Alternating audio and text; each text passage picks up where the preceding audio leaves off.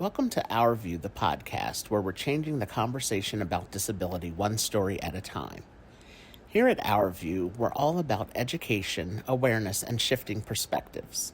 With each episode, we dive into honest, meaningful conversations with individuals from across the disabled community, amplifying voices, sharing lived experiences, and challenging the way society sees disability. Because disability isn't a limitation, it's a part of the human experience. So pull up a seat and join us as we broaden the view and bring real, powerful stories into focus. This is Our View. I would like to welcome everyone back to a new episode of Our View, the podcast, where we aim to educate, raise awareness, and change the tone of conversation about disabilities. I'm happy to welcome my guest Shannon to the podcast today. Shannon, thank you for joining me for this conversation. Thank you so much. I'm happy to be here and happy to have some time with you. Yes, you're welcome. I start off my podcast by asking all of my guests to introduce themselves. So, can you tell us a little bit about yourself? Can you tell us who Shannon is? Hi, everyone. So, yes, I'm Shannon. I go by Shan B on my Instagram, social media. I am a deaf, hard of hearing advocate, mom of two, Caribbean American, Trinidadian American, first generation in America, but just all around advocating for hard of hearing individuals, moms, um, definitely in the throes of motherhood right now with my my younger children, and I just use my social media to share my experiences wearing hearing aids and being a mom. Also advocating for affordable childcare and paid leave. So those are just a couple of things that I'm passionate about. Just a nutshell of who Shannon is. That's great. Thank you. I'm really excited for this conversation because, as I mentioned, here at Our View, we are all about educating and raising awareness about disabilities. And for those of you who have listened to the podcast, or even those of you who may be new, I have a disability myself. It's a mobility disability. But I created Our View to raise awareness about all disabilities. So I'm happy to have you on as someone from the deaf and hard of hearing community to share your experience. And speaking of those two terms, deaf and hard of hearing, can you share with us the difference between those two terms? And also, is one term better to use than the other? Or is it just more of a person's personal preference of which, what they prefer? Mhm. So I try to be, very respectful. I know the deaf community is a tight-knit community and they have their own culture, and I'm just very respectful of all of their values and just the culture in general. Um, Deafness is a spectrum. So the term deaf encompasses the whole, like, hard of hearing, completely deaf. Um, there are, ranges to what you can and cannot hear. It is ultimately up to the person how they want to identify. For a long time, I thought, out of respect for the deaf community, that I wasn't deaf enough to be considered calling myself deaf. So I would use the term hearing impaired, which I learned later on it's not good to use that term. So, I mean, it's a learning process. It's also a personal process of like acceptance of do I consider myself to be part of the community, quote unquote, deaf enough, but learning, sharing my journey and learning on social media and learning more of the culture, there's no such thing as deaf enough. If you have any sort of impairment or hearing disability, you can identify as you want. So I started using the term deaf, hard of hearing, just to kind of make it a little bit more specific to what I feel comfortable with. So deaf me personally, I consider deaf being you're in the culture, you know American Sign Language, you are raised, with a family that knows ASL or is attempting to learn the values of ASL. Um, you went to a deaf school where they teach in American Sign Language. That's what I consider to be deaf. Um, and then hard of hearing is not completely like you still hear sounds, you can read lips, you can hear some kind of sound, not everything. So that's what I consider hard of hearing. I was not raised, in a deaf environment. My family, although they wear hearing aids, my dad's side, we didn't learn sign language in any kind of way. We still relied on talking. So that's what I consider the difference between the two terms. And the end of your question, like deaf is the better term to use. But when it comes to like specifically identifying within the deaf community, you can use hard of hearing and other terms because it is a spectrum. Thank you for that great explanation because uh, we you hear you hear different terms, and I always try to uh, find out what the better one is, if there is a better term to use, or if it is a personal preference. But I like what you said to begin with, that deaf is a spectrum. And so it doesn't always mean that a person, has total hearing loss where they can't hear anything. Mhm. So there is a spectrum of deafness. So thank you for that great explanation that you gave.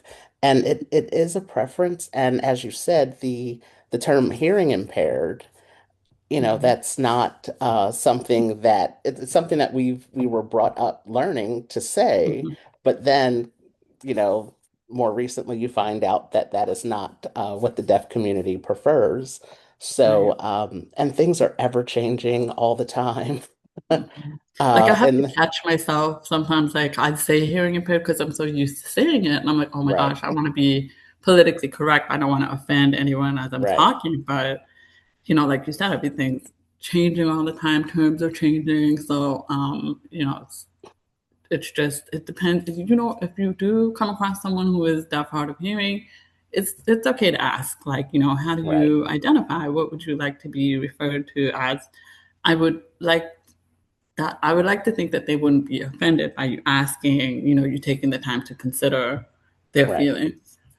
Yes. Yeah, that is so important. And I also I was paying attention to what you said about you personally not feeling that you might be deaf enough. Hmm. And that is something I've heard from so many people in the disability community uh, because of their disability, because it's not as what Severe. yes, what other people might consider to be severe, uh, Hmm. or extreme on one end, they don't feel as if they may belong to a particular community. And, uh, it's all about, like you said, about the acceptance of, the person accepting their diagnosis, their condition, to be okay with accepting it themselves. And then that, to feel part of a community. And yeah, so thank you again for sharing your take on those terms and what they mean to you. As you mentioned, you use your social media accounts to really bring awareness to the deaf and hard of hearing community and other and other different important topics. So, can you talk a little bit more about that, and also share what your social media accounts are so people can follow you? Yes, of course. So I'm mainly on Instagram. I go by Shan B underscore Mama SQD. So that's supposed to be Mama squared because I have two children.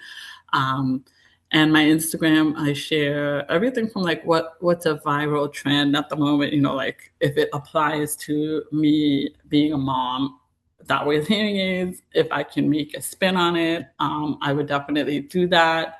I see that does really well with my audience, but also I do share going to certain events in the hearing loss awareness community, and then recapping my experience as going as a deaf or hard of hearing person.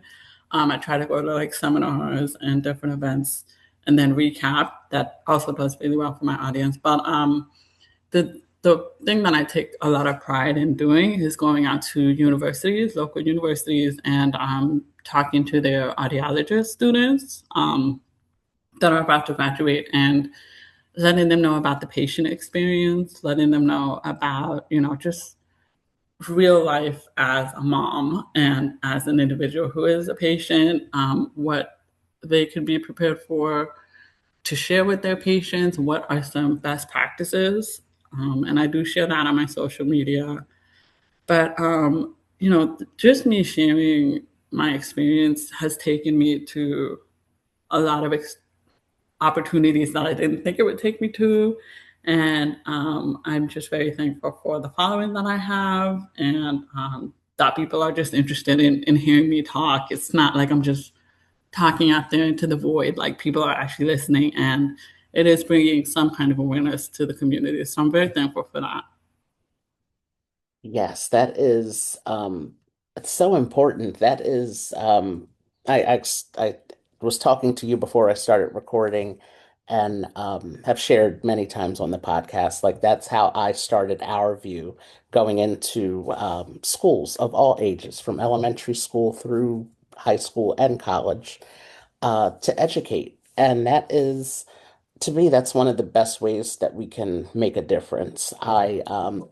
We're recording this in the beginning of April, and 2 days ago, I had a presentation with a group of students from George Washington University who are occupational therapists. And yeah, so I got to talk about all the work that we do with Our View and the work we were doing when the organization was called Build Jake's Place, with the inclusive playgrounds and the advocacy work that we did as under that name of the organization. And one of the questions that one of the students had asked was about, like you just said, the patient care and how, what was it, that anything that I remember doing physical therapy or occupational therapy that really helped, that they can take into their life and into their practice when they, start practicing the occupational therapy profession. And I just told them it was rough, it was rough for Mhm. me. So as a therapist, to help keep a positive attitude and just really identify with their patient, to say like, I know this is tough. Because Mhm. they don't always want to hear like, oh, great job. Like, no, agree with them. Like, it's tough. It's rough, Mhm. and you have to just be real. Like, this might hurt a little bit, might be uncomfortable, but we can get through it. But Mhm. don't dismiss the patient experience, is what I was really trying to express to them, because Mhm. it really does make a difference when you have those in the healthcare world and professions that will really help you out in that kind of way, and they're not just there. They're not just there doing a job, but they really are interested in the patient themselves. So, Mhm. yeah, thank you for that work that you're doing, and sharing with everybody on your social media accounts, and just keep it up. And it's really, I find it to be very rewarding that people, like you said, that people are interested in in what Yeah. you're doing, and the life that you live, and sharing those important messages. I really find it Mhm. rewarding. Yeah. Yeah, if anything, I definitely like just taking stock in the future generation of audiologists, of, but doctors, therapists, whatever it is, giving maybe the next generation of hard of hearing moms that Right. opportunity to connect. Just being something that I didn't have when I was younger, I think that is what drives me, And that's what I want to share with the next generation. Like if I could help somebody in the future, with that experience by sharing what I had to go through or giving them a little bit of knowledge that I didn't have, then I feel like that makes all the difference for me. And that's why I try to just really engage with, like I said, the next generation. I also do have collaborated with AG Bell Young Leaders Network, and these are young leaders that are deaf or hard of hearing, and might be like graduating college, starting families soon, and just sharing with them being a parent.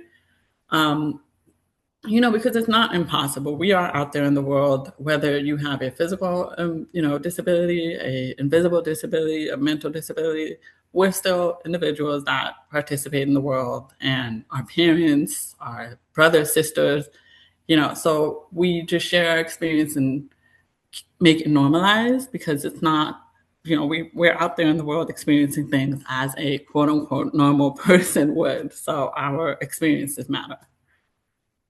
Yes, that is so true. We are out in the world for sure. And and that's the thing, like you just finished saying there. To me, the life that I live is my normal life. It's my everyday life, and I'm sure the same is for you.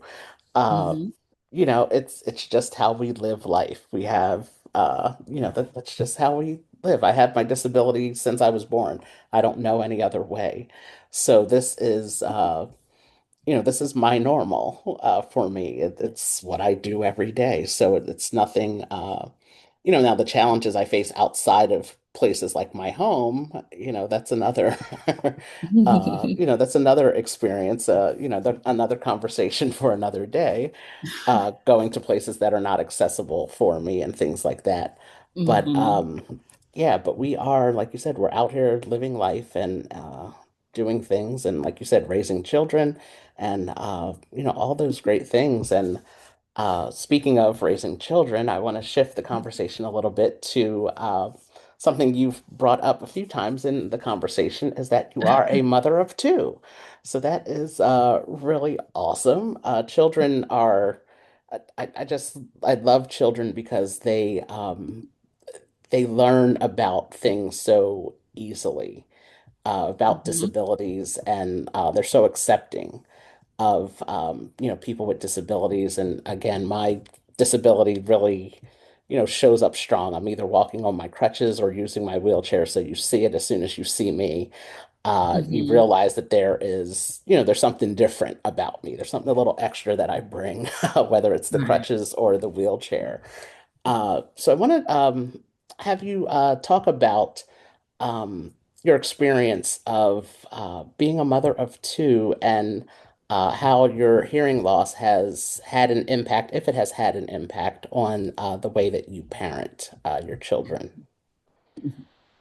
So it definitely have an impact on how I parent my kids. I will say that it's definitely radicalized me as far as like my experience with just being a mom, and especially what I had to go through with afterwards, being on paid leave or not paid leave. That's a whole other conversation we can get into. um, but it's definitely made me more aware of, number one, what do I want my kids to learn as far as disabilities or hearing loss in general. As we were talking before we started recording, children they ask questions they don't necessarily understand, and if a child is asked, asks my child, what's in your mom's ears or something, I don't want them to react in a way that, they're upset about it. So I do try to use it as a teachable moment, and sometimes explaining to my children in a way that is not like, being offended or anything. Use it as a teachable moment. That has definitely changed how I view how am I explaining my hearing loss, how am I explaining my experience, and also like how am I sharing it on social media, in case one day they see it, and, they could use it if it's funny, if it's a humorous way. That's why I try to share. That's had that impact on what am I sharing with my children about hearing loss. It's also gotten me a little bit more creative and like You know, I remember like being postpartum after I had my son and my children were still very young. Um, the norm is the standard is no co-sleeping. You shouldn't co-sleep with your children because it's dangerous and everything. But I take out my hearing aids at night. So if I can't hear my kids, like if I had to find a way that worked for me. So while the standard is no co-sleeping, how does that apply to somebody who is hard of hearing that relies on hearing aids that need to be charged, that need to have batteries in them all the time, and I'm sleeping at night? How do I need to work around that in order to be a successful parent? So there has been times that I've had to get a little creative in the way that I do things and not let the normal standards of parenting affect me as much, because that's just like, you get down on yourself enough for, oh my God, am I doing this right? Am I doing that right? And then I have to think, okay, well, I can't think like that because I have this additional, like you said, you always come with something additional. I have to put my glasses on, I have to put my hearing aids on in order to, wake up in the morning and function for the day. So I've gotten creative in certain ways that I parent, especially with the close sleeping, try not to let the judgment of that get to me. Um, Definitely in the moments where, if we're going somewhere, I have to be a little bit more prepared. My hearing aid batteries charged up. Now that my kids are talking and walking around more, hey guys, to get mommy's attention, you need to tap her on the shoulder or something. So we've definitely had to have talks and review a little bit more of practices of what we do when we go out as a family. But it just adds a new twist to the story. It keeps things exciting, I guess. That's what I want to say. Yes, it does. Keeps everything new and exciting, that's for sure. But as you said, as people with disabilities, we do have to adapt to things that make it better for us. Hmm. And like you said, if you read books or, stick to the standards, like you said, the example of co-sleeping, that's a Hmm. thing that's frowned upon, but you have to do that because it works for you. Hmm. And there are things that we all have to do that work for us, to make our lives easier and, more accommodating. And, I have to do it because of my physical disability. I have to, rearrange things in my house, for example, so that it works for me. I live by myself. So one of the things I do, I keep dishes and, you know, uh, cups and things in a lower cabinet because Hmm. I live by myself, because I don't always have my braces on to stand to get dishes in the higher cabinet. So Exactly.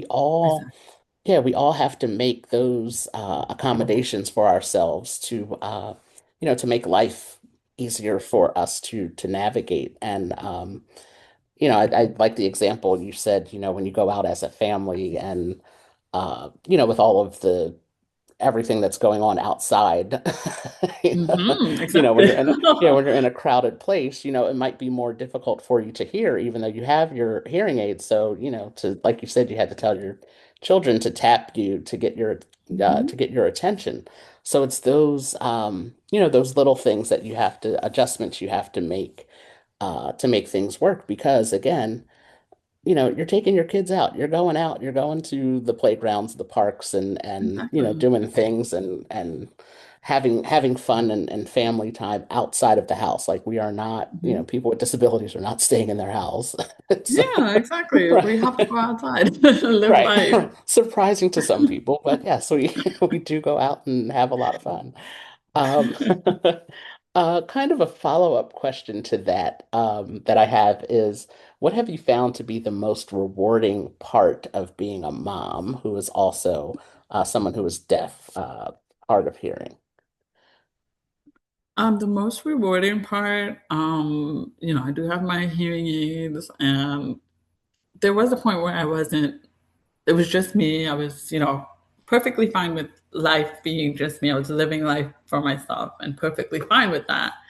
But now, and when it was just me, I wasn't as on top of the maintenance of my hearing aids. And, I was just like, okay, it's working for me and I'm just going to stick with it. But now that I'm able to upgrade my hearing aids, which I just did, it's about to be a year that I've upgraded.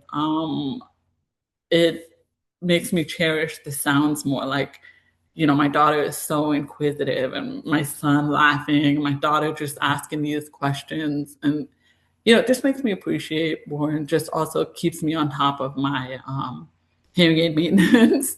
But the most rewarding is just being able to have those deep conversations with these young minds and children, and connecting with them in that way. Yes, that is that's it's great. I don't have any children of my own, but um as I've shared with you and with others, have nieces and nephews and cousins and Yeah.